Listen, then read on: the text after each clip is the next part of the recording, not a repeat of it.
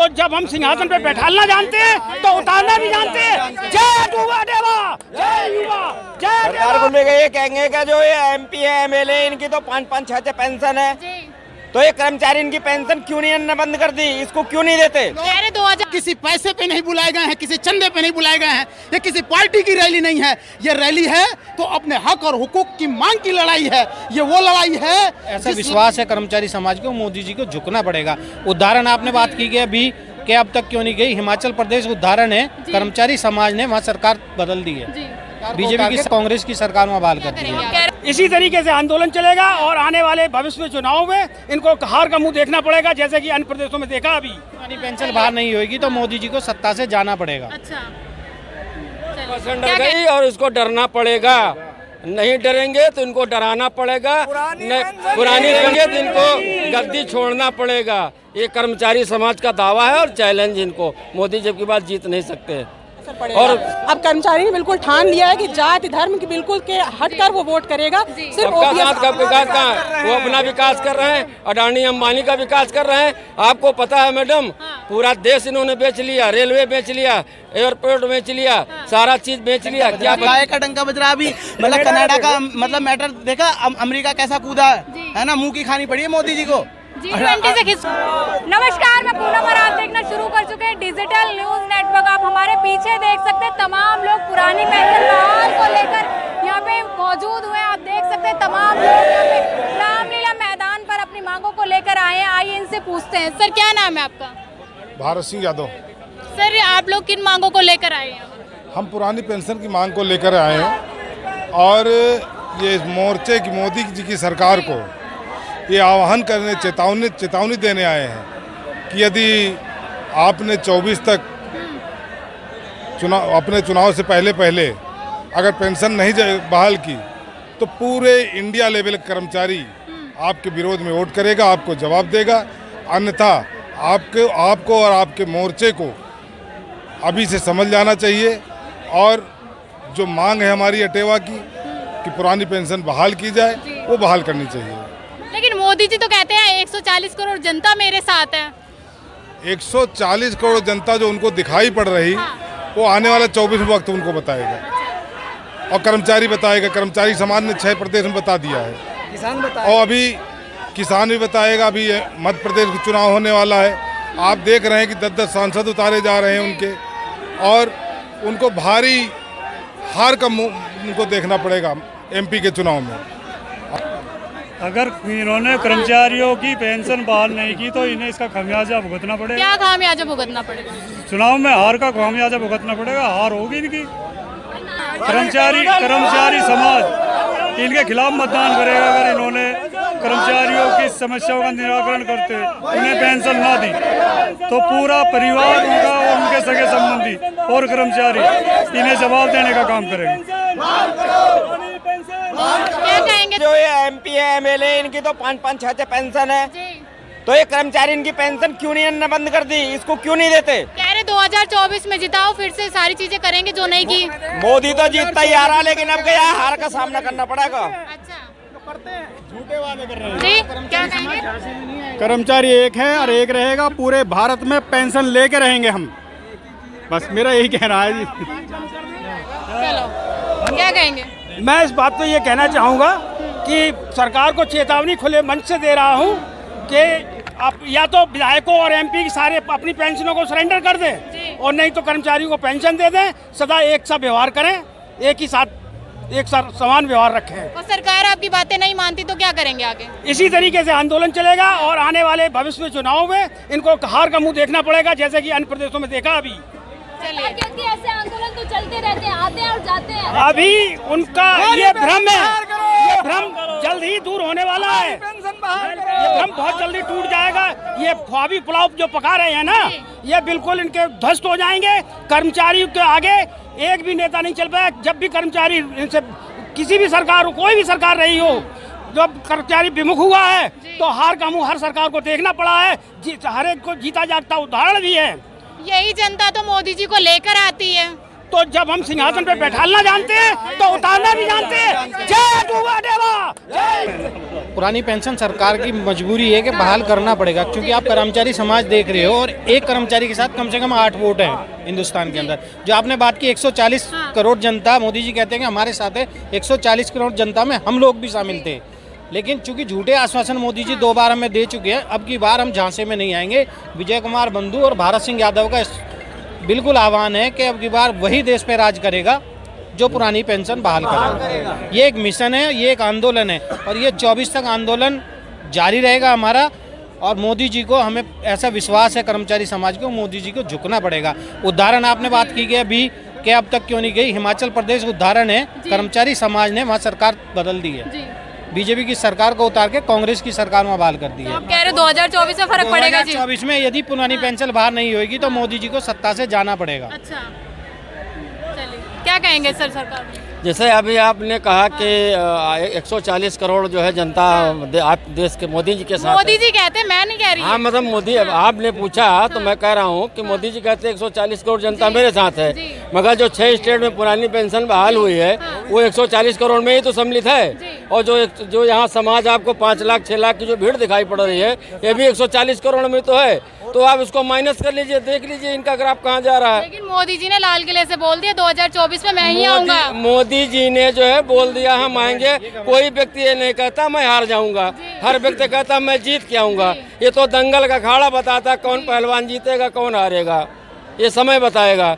और हम आपको भी बता दें, जो अंदर की खबरें आ रही हैं, मोदी जी ने पुरानी पेंशन पे कमेटी बना दी है और कमेटी वो फार्मूला ला रहे हैं। 15 साल के इतिहास में परसों जो है इनके भाजपा के प्रवक्ता मनोज पंडित जी ने इस बात को बोला है कि हम इस पर विचार कर रहे हैं। 1 अक्टूबर की रैली को देख करके ही तब उनके प्रवक्ता ने अपने सुर बदले, नहीं आज तक कोई भाजपा का प्रवक्ता सुर नहीं बदला। कहना चाहिए सरकार डर गई है कहीं ना कहीं। सरकार 100% डर गई और इसको डरना पड़ेगा।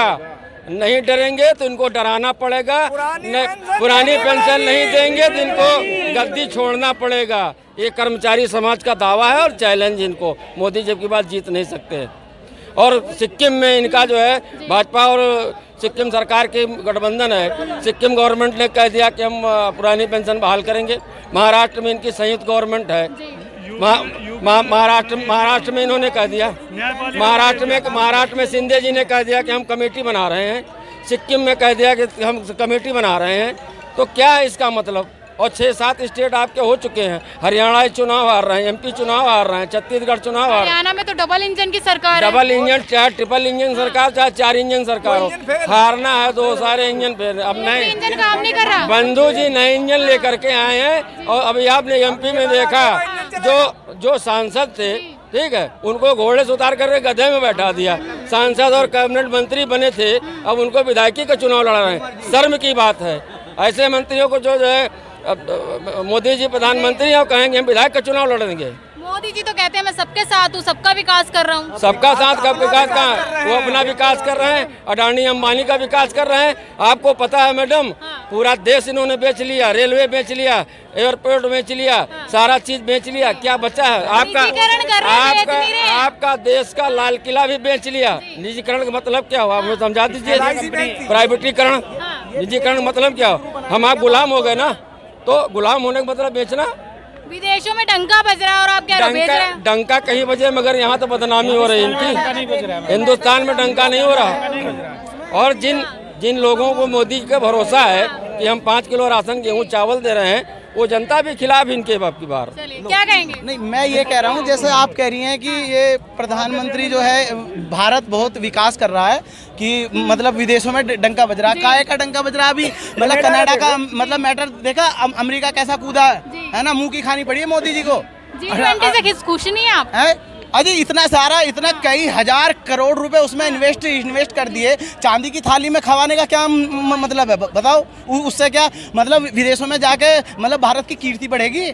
यहाँ के आदमी परेशान हो रहे हैं और तुम दूसरों को वो कर रहे हो। और देखो दूसरी चीज, उत्तर प्रदेश की बात करो आप। उत्तर प्रदेश में न्यायाधीशों की पेंशन अभी लागू हुई है, तो एक माँ यदि मान लो योगी तो पूरे प्रदेश के मतलब फादर मानो एक तरह से, तो वो इस तरह का पक्षपात कैसे कर सकते हैं? विकास नहीं हो रहा क्या? विकास कैसा विकास हो रहा है? बस मतलब प्रदर्शन हो रहा है। झूठ बोलने में खूब विकास हो रहा है। मोदी जी और योगी जी खूब मतलब बढ़ चढ़ के वो कर रहे हैं। रोड डेली बोलते हैं IIMT का वो हो रहा है, मोदी जी योगी जी तो विकास कर रहे हैं देश का। काय का विकास कर रहा है, खूब गुंडा राज फैल रहा है उत्तर प्रदेश में। गुंडा राज तो खत्म कर दिया सारा हो रहा है। अभी उठाओ कुछ दिन पहले की घटना है, एक मतलब बालिका के वो हुआ, गैंगरेप हुआ है उसका। और देखो पेंशन, वही तो मैं बता रहा हूँ। अभी उत्तर प्रदेश के जो मुख्यमंत्री हैं योगी जी, उन्होंने न्यायाधीशों की पेंशन लागू करी है।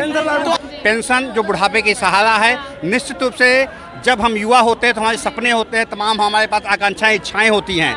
हम अपने पैसों को कभी जायज़ और कभी कभी नाजायज़ भी खर्च कर देते हैं। बच्चों की शादियां, बच्चों के विवाह और संपन्नता के साथ हम सभी चीज़ों को करते हैं। बुढ़ापे में यही बच्चे जब युवा हो जाते हैं, इनकी पत्नियां आती हैं, बुढ़ापे के रूप में हम बैठे रहते हैं, तो हमारी दवा की व्यवस्था, दादू की व्यवस्था, जो भी व्यवस्था है हमारे साथ जितने भी हैं, हम ICU में बैठे हुए हैं, कौन देखेगा हमें?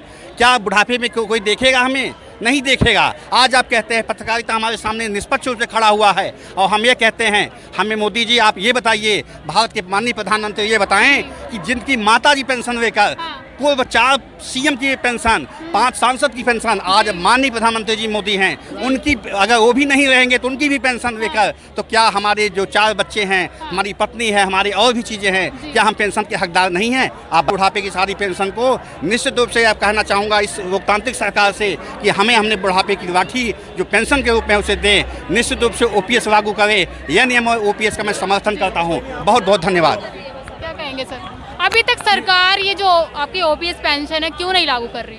ये लागू नहीं कर रही है। मेरा सरकार से निवेदन है कि हम कर्मचारीगण 30 साल तक सेवा करते हैं, हमारे अर्धसैनिक बलों के जवान सीमाओं की, हमारे देश के सीमाओं की रक्षा करते हैं, अपने प्राणों का बलिदान देकर वो हमारी रक्षा करते हैं। बर्फ़ में हर जगह देखिए, हर बॉर्डर पे CRPF, CISF और ITBP के जवान तैनात हैं, मुस्तैद हैं। वो आतंकवादियों से लोहा लेते हैं। हम कर्मचारीगण देश के विकास में अपना सर्वस्व, अपनी पूरी जवानी न्यौछावर कर देते हैं। और जब हम अपने जीवन के अंतिम पड़ाव पर 62 साल के बाद जब हम कुछ करने लायक नहीं बचेंगे, तब हम कहाँ जाएंगे?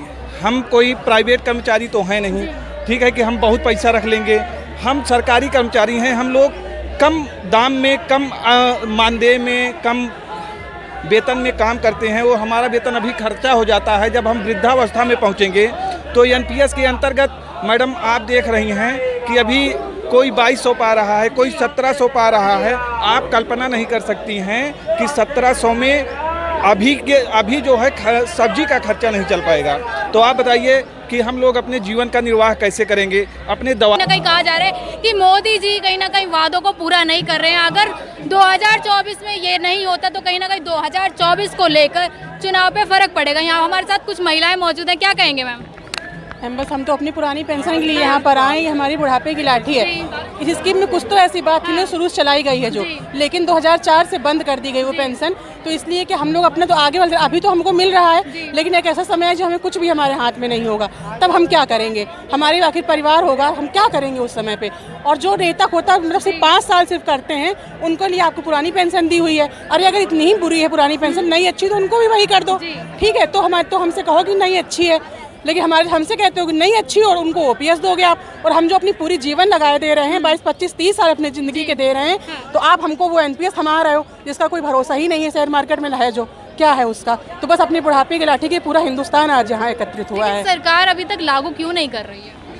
अब उनको ऐसा दिख रहा है ना कि वो चला है, उनको इसको लागू करने में उनको बोझ दिख रहा है कि बहुत बोझ पड़ रहा है आर्थिक। लेकिन अगर आर्थिक बोझ है तो इतने जो नेता बनते हैं, अगर वो 3 बार वो विधायक बन गए, सांसद बन गए, उनकी 3 बार क्या तब बोझ नहीं पड़ रहा है? हम लोग को लागू करने में उनको बोझ दिख रहा है। पता नहीं क्यों सरकार ऐसा कर रही है। हमारी सरकार से हाथ जोड़कर ये निवेदन है, वही कह रहे हैं। अगर 2024 तक ये लागू नहीं होती तो क्या वोटों पे असर पड़ेगा? लोग बिल्कुल वोटों पे असर पड़ेगा। अब कर्मचारी ने बिल्कुल ठान लिया है कि जाति धर्म की बिल्कुल के हटकर वो वोट करेगा, सिर्फ OPS के लिए वोट करेगा। पहले जाति धर्म पे वोट करता था। लोगों कभी कभी सोच हो जाती है ऐसी, वोट करते तो हम लोगों की सोच हो जाती है कि जात धर्म भी देख लेता है वोट करने में, कभी आखिर इंसान ही आ जाता है। लेकिन अब बिल्कुल कर्मचारी ने सोच लिया है कि सिर्फ अपनी OPS के लिए वोट करेगा वो। जी जी, पुरानी पेंशन हमारा हक है।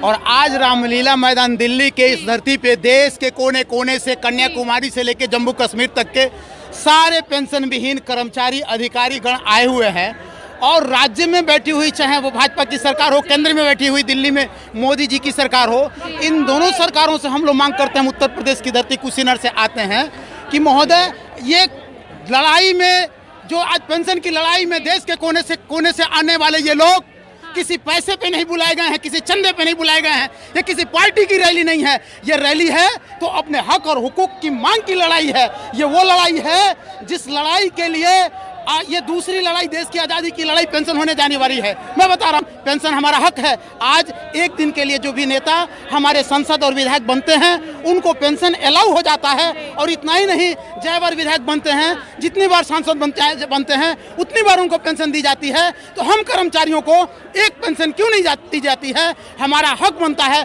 पेंशन कोई दान या चंदा या कोई भीख नहीं है, यह हमारा अधिकार है। हम इसको लेकर ही रहेंगे। सरकार अगर लागू नहीं करती तो क्या करेंगे आगे? ये कौन सी बात है कि सरकार लागू नहीं करती है? सरकार अभी तक क्यों नहीं की? अभी तक क्यों नहीं की? 2004 में अटल बिहारी वाजपेयी की सरकार ने पुरानी पेंशन व्यवस्था को समाप्त किया, नई पेंशन व्यवस्था को बहाल किया, लेकिन वही अटल बिहारी वाजपेयी मरते समय पेंशन पे जीवित रहे और पेंशन लेके मरे। मैं बताना चाहता हूं, और उसके बाद तमाम सरकारों ने, जो सरकारें आई गई, इस मुद्दे को उतने संजीदा से नहीं लिया। आदरणीय विजय बंधु के नेतृत्व में अटेवा 2015 में बनाया गया और पूरे देश में आदरणीय विजय बंधु ने अटेवा के इस लहर को पूरे देश के कोने कोने तक फैलाया। और आज आपके सामने रामलीला मैदान की ये भीड़ दिखाई दे रही है, तो पूरे देश को NMOPS के माध्यम से एक सूत्र में पिरोने का काम करी है। और आज हर कर्मचारी पुरानी पेंशन की आवाज को लगा रहा है। जैसे कि आप तमाम लोग पुरानी पेंशन को बहाल करने की मांग कर रहे हैं। कहीं ना कहीं कहा जा रहा है अगर सरकार ये करती नहीं है तो 2024 में लोकसभा चुनाव पे कहीं ना कहीं मोदी जी को फिर से सत्ता पे हटना पड़ेगा। इसी तरह की तमाम खबरों से जुड़े रहिए हमारे साथ। धन्यवाद।